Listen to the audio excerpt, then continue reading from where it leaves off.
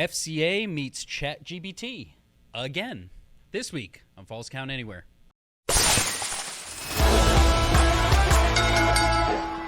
Whew, we are back from the dead. We have resurfaced again. The fog is lifted, the earth is shifted, and raised the gifted. Here we go. You ready?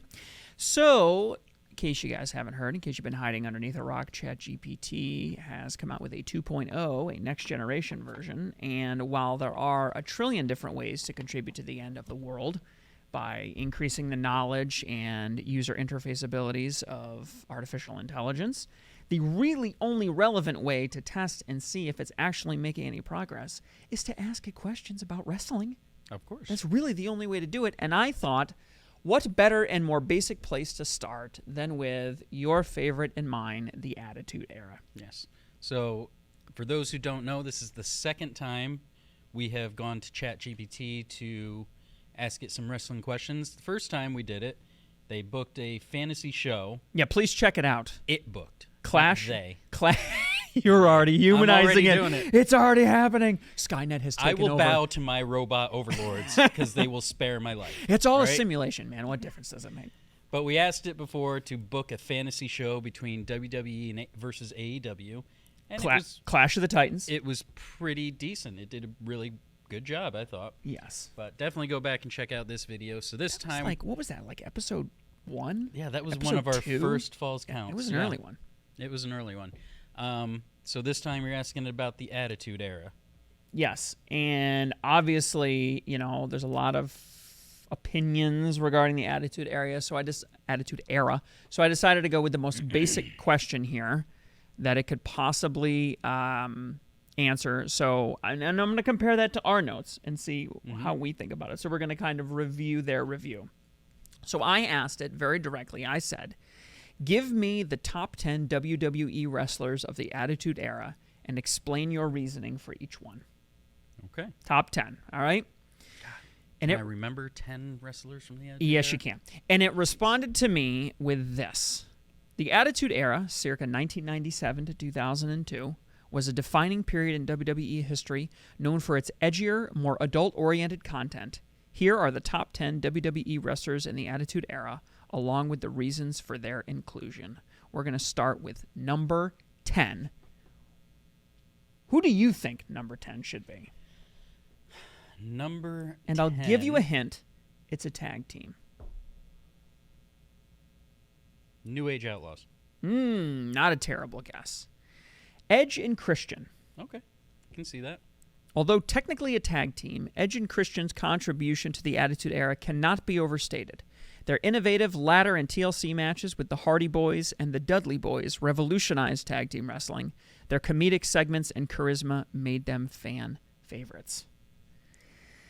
I think I would have put the Hardy Boys in there. I think if you were like, hey, one has to be I don't think I'd put a tag team in based off of how I word it. No. But if I was going to put a tag team in, I'd probably put the Hardy Boys in.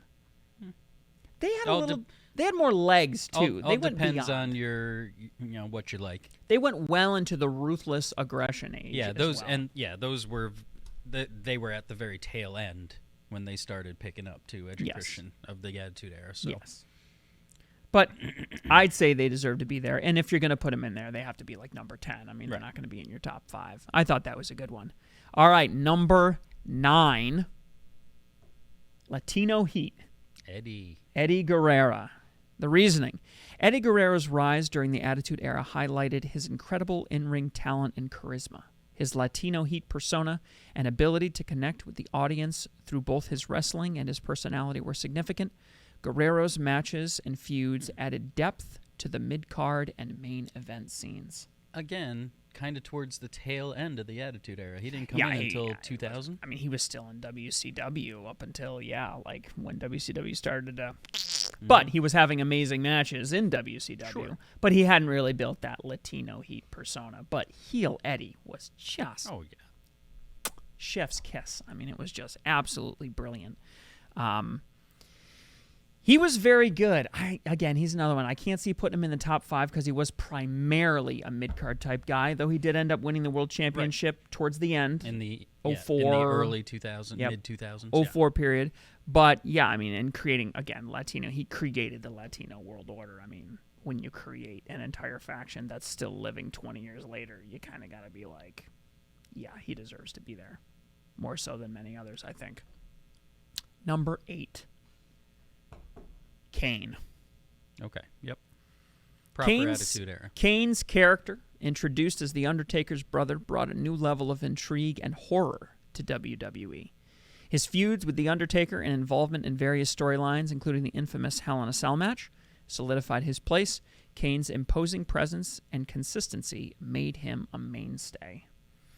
I can't remember. I'm sure that it has happened, but I can't remember anyone else being lit on fire. Kane really was the implementation of horror. Mm-hmm. It really was the first time that horror, like that macabre, dark. I mean, you always kind of had the. No, that's not right. The Undertaker was macabre and whatnot, but it was like this. There was like this violence. Full face covered. The flames, the imposing size. There was like an inhumanity to it, like a Jason Voorhees, Mike Myers kind of real horror to it that existed. And of course, the use of flames, the casket matches, the graveyard matches. There was like this dark. It goes beyond macabre because macabre is kind of campy. It's kind of Addams Family-esque. Elvira, yeah. Yeah, kind of Elvira-y. Like it kind of went beyond that though. I think he solely occupied that edgier space inside the edgy Attitude Era. There really wasn't anybody else that had that particular flavor of horror or macabre, I guess, was associated with him. Number 8, not bad. All right, number 7. This one, I think, is going to be a little controversial. Number 7, Chris Jericho. Chris Jericho's arrival in WWE during the Attitude Era marked a significant moment. His debut with the Y2J persona and subsequent feuds with The Rock and Triple H showcased his charisma and in-ring ability. Jericho's versatility and ability to engage the audience made him a key player. Calling Stephanie a trash bag hoe. Yeah, that's pretty Attitude Era. Definitely Attitude Era. In all honesty, she was way too clothed for that era. She should not have been wearing that much clothing. I don't think he belongs in this list. I don't think he should be here. I don't think he should be here. First of all, the first 3 years of the Attitude Era, he was in WCW doing Lion Tamers. It was like he came in 99. It was 99, yeah. Yeah. It was So like 2 years. It was like right leading up into, Y2K, Y2J. Mm-hmm. Now the Y2J gimmick was great, and it definitely took him to a new level. Made him not just, and WCW was really just a technical I think wrestler. he belongs on the list, but definitely no higher than where he's at. I mean, he would barely squeak on, in my opinion. I mean, you think he's bigger than Edge and Christian? Oh, yes. Bigger than Kane? Questionable. Bigger than Kane, see? Bigger than Eddie?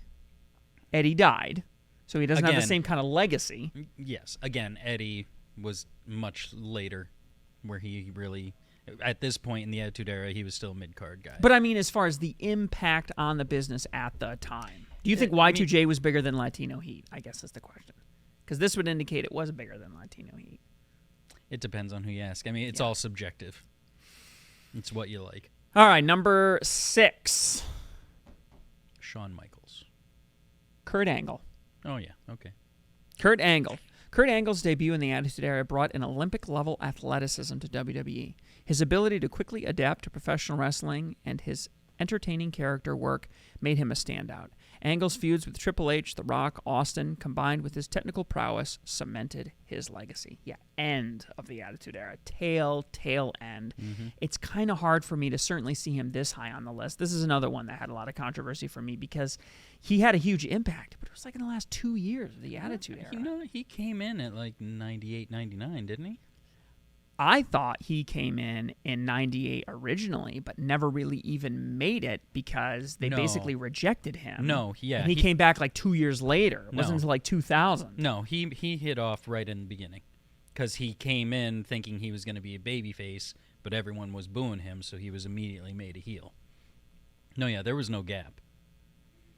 Maybe you're thinking of when he showed up at ECW and that went nowhere. No, and I mean, he didn't really hit the map for me, honestly, until the For whole you. ruthless, for me. For the Right. whole, well, that's my perspective. I can't have Right. anybody else's, but the whole ruthless aggression angle and stuff like that. But when he came in, he immediately started winning belts. For a while there, he had like the European, he had the Intercontinental. He did it kind of like Kane sort of represented the soul horror genre of that edginess. He kind of represented the whole athleticism. The smarmy heel. And kind of, it was during an interesting period where the industry was still kind of trying to hang on to its quote-unquote legitimacy, its kayfabe a little bit. It still kind of had one foot in that kayfabe land, and he really added a huge amount of legitimacy to it, winning an Olympic gold medal with a broken neck and all that stuff. I think at one point he had like 3 or 4 belts he was hanging onto at the same time. There was a lot of that. Going to another angle of the Attitude Era, number 5, halfway up the list. Who's it going to be? Mick Foley. Yeah. Man himself, Mick Foley, specifically as Mankind. Yep. Which is his greatest impact. Brought a unique blend of hardcore wrestling and compelling storytelling. His willingness to endure extreme punishment in matches like the Hell in a Cell against The Undertaker showcased his dedication. Foley's underdog persona and memorable promos endeared him to his fans. He was the everyman. He was He started out like that Kane character, really horror, disturbed, Mankind. killing himself in the ring. Yep. But then he became beloved. You kind of knew. Yes, I remember him and The Undertaker having some boiler room matches that were pretty epic on Raw back in the day. Buried alive matches. Buried alive Yep. matches, that kind of stuff. He definitely belongs on the list. Definitely belongs right about where he's at, in my opinion. But again, I think he represented the if I was crazy enough, if you're going to be an average person, you got to be crazy if you're going to do this. That was the kind of thing. He wasn't super huge. He wasn't super tall. He wasn't super athletically fit. But you got to be willing to have your teeth knocked out of you if you were going to be in this industry. And it kind of was this weird combination of the horror of Kane with the athleticism associated. It kind of like aided both of those things in this very strange way, in my opinion. All right, now we're getting into some rarefied water here. Number 4. I have a pretty good idea what the top 4 is. I'm just not sure of the order. Who would you put at number 4? Shawn Michaels. The Undertaker. Oh, shit. Totally forgot. Oh, crap. 5. The Undertaker. The Undertaker's presence and longevity made him a cornerstone of the Attitude Era. His character's evolution from the dark, mysterious phenom to incorporating more human elements added depth to his character. Classic matches against Mankind, like Hell in a Cell, Austin, and Kane, as well as his unmatched entrance, kept him a fan favorite. And, of course, it was right after the Attitude Era that we saw American Badass, where it really kind of destroyed the character. So we got to kind of squeegee that off of our brains there. It kind of left a bad taste in a lot of people's mouths. It's hard to have a top 10 list of any era from 1990 until now that doesn't include The Undertaker on it somewhere in the top 5. He wasn't in my top 5, apparently. I mean, I like to joke that if they had like top 5 lucha wrestlers from the Attitude Era, you'd have to put The Undertaker on it. Just because he wrestled a bunch of lucha guys, like he has to be on everybody's list. I think 4 is, I saw him in 96 live.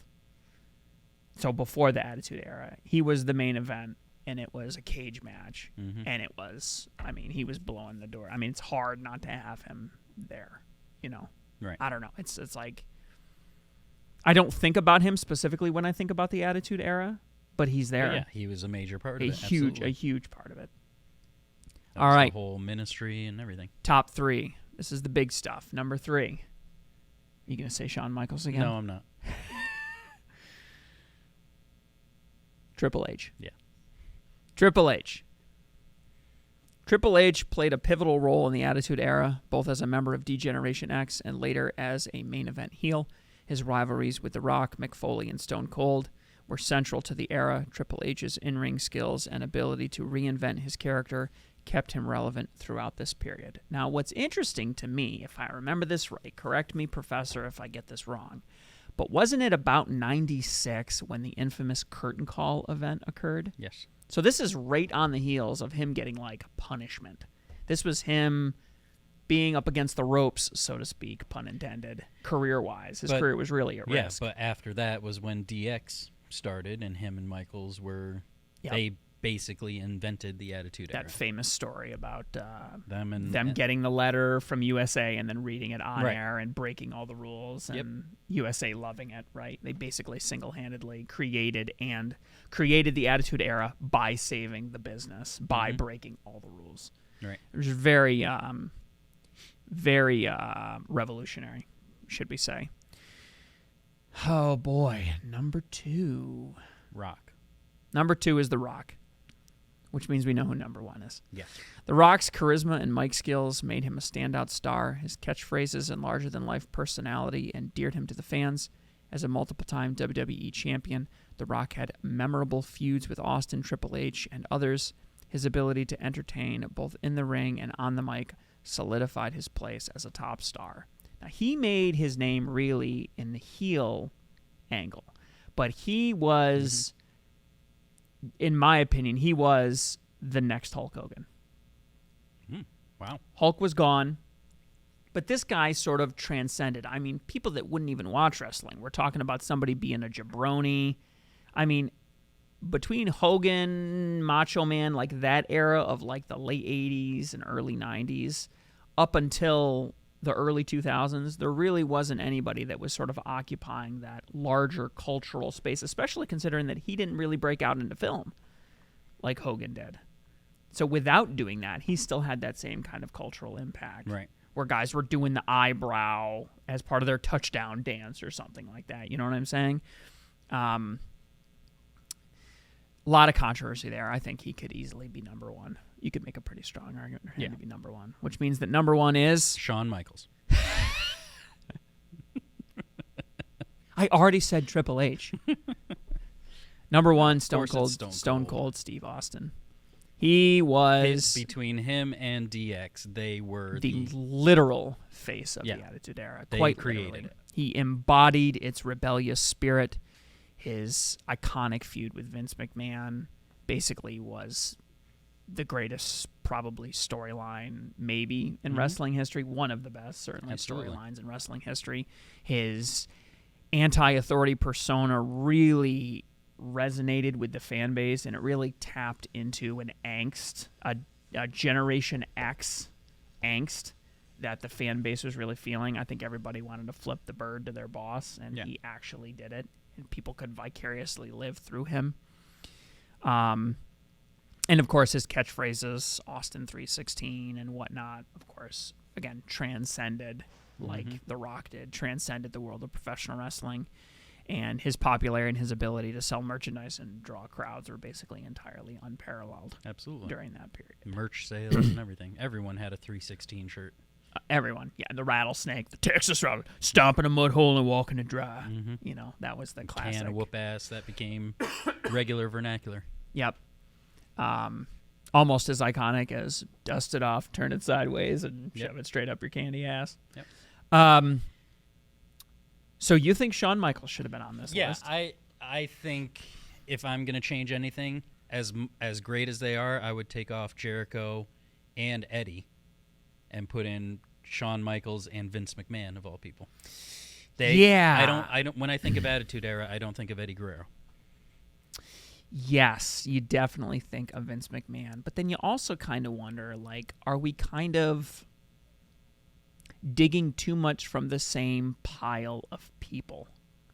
You know what I'm saying? Yeah. Like, in 10 years and 20 years, if we look back and we think about, oh, who are the best wrestlers of this age? Are you kind of making a mistake by saying, oh, yeah, there's Roman Reigns and there's Jey Uso and there's Solo Sikoa. Not that these guys were all in the same, but you know what I'm saying? Like, they all kind of interfeuded with each other. I feel like what makes to I think your point a little bit, there's too many people on this list that really kind of like fell off culturally after the list. What do you mean? Like, I mean, Eddie died, so you can't really fault him. But a lot of the guys that are on this list were popular before the Attitude Era. They became iconic during the era, and then they managed to hold it afterwards. Stone Cold might be the only exception to that, primarily because of his feud with Vince McMahon. So it just kind of makes me wonder, like, if you look at most of this list, it's like The Rock, yeah, he was popular for forever. Triple H, popular for forever. Taker, popular for Mick Foley, popular for Kurt Angle, well past, right? Chris Jericho, popular for forever. Kane, popular for forever. And then at the bottom of the list, you got Eddie and Edge and Kristen. Edge had a great independent Singles run afterwards. Lots of feuds during the Ruthless Aggression era. Mm-hmm. Subsequent to that, and then, of course, he gets injured and has to step away for 7 years. But I just think that it's interesting how a lot of these characters managed to, the momentum managed to carry them all the way through. And a lot of them, that's an argument for Shawn Michaels to be on the list because he is one of those guys that carried on through. But then you wonder, do you just say DX? Right. And then does that really count? It really doesn't. So you kind of get down to a point where you really kind of have to pick. You kind of have to cover all your bases. You know what I'm saying? And you have to have a guy like Eddie in there just to cover all your bases. You have to have Kane and Undertaker in there because they were kind of unique, and Mankind. Really, it does kind of describe the era. Mm-hmm. Anyways, that is the list. I would say huge feather in the cap of ChatGPT. That is it was pretty good. Pretty good list there. It's kind of hard to make too many arguments with what's on there. I want to know who is on your top 10 list. Who would you put on your top 10? Specifically, who would you put in your top 3? And would you put anybody new? Because I feel like the top 3 that they have here, Triple H, Rock, and Stone Cold, maybe you could make an argument for Shawn Michaels. But maybe Undertaker's number 3 instead of Triple H. Yeah, I feel like do you have any curveballs, I guess, that you would throw on there that really really define the Attitude Era for you that aren't on there? Could you put in someone like Sable or Trish Stratus or... Why weren't there any women in there? Sunny, because they're pretty iconic for the Attitude Era. I think especially a Sable or a Trish Stratus, I think you could make a really strong argument for one of them being on the list, and I wonder... Or Lita, even. I guess what kind of defines the Attitude Era, though, is the fact that women weren't kind of treated the way that they should have been treated. That's why first I said Sable. Yeah. Because, I mean, the stuff that they did with her and that she did in the ring, not wrestling related. No, it's not at all. Pretty, I mean, for lack of a better word, that's iconic for the Attitude Era itself. Yeah. That's what it was known for, was the TNA. So... Well, let us know who's on your list. Please subscribe, keep watching, and tune in the next couple of weeks. We consult again with ChatGPT to see what ChatGPT has to say in regards to 2 more controversial internet commentators of today's day and age. Oh, you might have to do that one by yourself. Keep watching, and we will keep wrestling with the business. See you next time.